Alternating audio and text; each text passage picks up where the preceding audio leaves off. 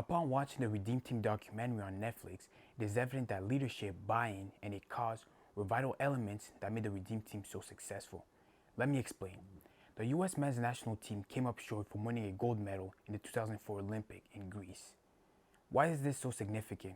Well, the USA are generally far more talented than the world.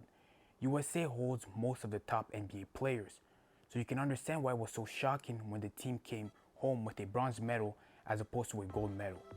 Hence, the new team, the 2008 Olympic team, were dubbed the Redeem Team because this team had a goal and a mission of restoring the USA's honor by bringing the USA back to the top. But for this to happen, certain changes were made. Number one, new management. The new director of the program, Jerry Colangelo, instituted a 4-year term for the new head coach, as opposed to previously just appointing an Olympic coach for a 1-year term. This new coach would have 4 years to build a successful winning culture and chemistry and continuity with the players. The head coach became Mike Krzyzewski, aka Coach K, one of the greatest college basketball coach ever. But what makes Coach K so successful is not his X's and O's, it's not his strategy nor his tactics, but his ability to lead men and to motivate them. I'm currently reading Grant Hill's autobiography, and he happens to be Coach K's former player, and he had this to say in his book. Part of coaching, at least a commonality in the good ones, is the ability to cultivate and nourish that unyielding faith. It was one of Coach K's innate characteristics, the skill to nudge and push his players to trust in him, themselves, the team. On top of that, Coach K served some time in the military and used these same lessons and experience to lead his team. You can only imagine with a bunch of alpha males and the top players in the NBA having to juggle all those egos, it can be very hard. But with Coach K's extensive background, it was a little bit easier for him to deal with this.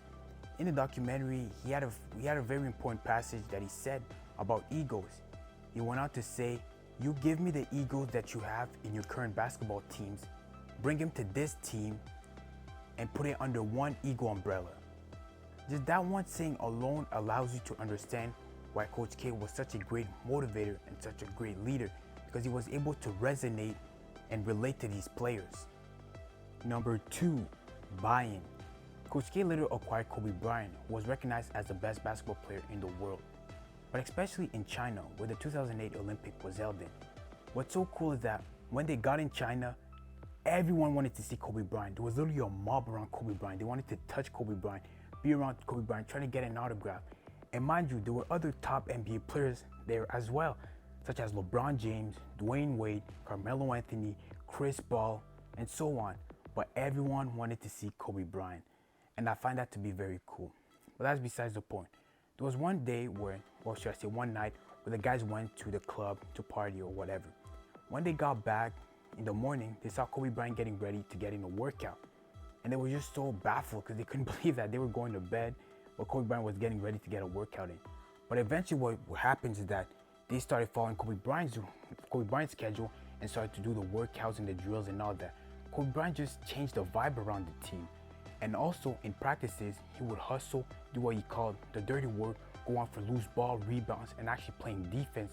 And this had a trickle-down effect for other players, such as LeBron James, who was one of the best defenders in the team.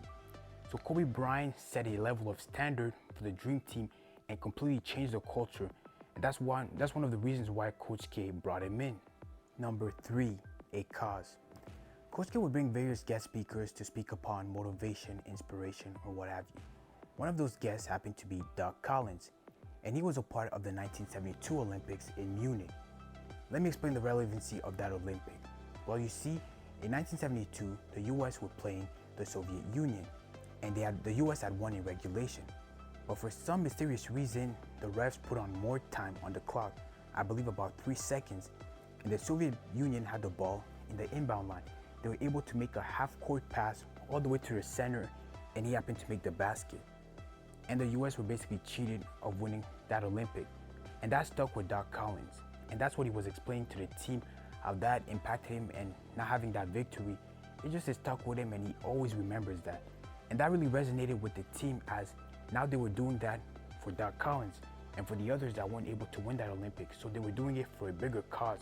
So when the team actually won that Olympic against Spain, it meant that much more because a lot of players such as Kobe Bryant, LeBron James, and others went on to rally around Doug Collins, who was broadcasting that game, to just show their support and just to show their joy of winning that Olympic, because they were doing it for a bigger reason that wasn't just about themselves. So I found that when you have a cause attached to an accomplishment, it means so much more, and that meant so much more even to him. And he was explaining that even at that point he was looking at a picture that he had, and it just meant so much to him. And I find that that's what made that Redeem Team also so special. It wasn't just the victory, but it was everything that was surrounding around the victory that made it also very special.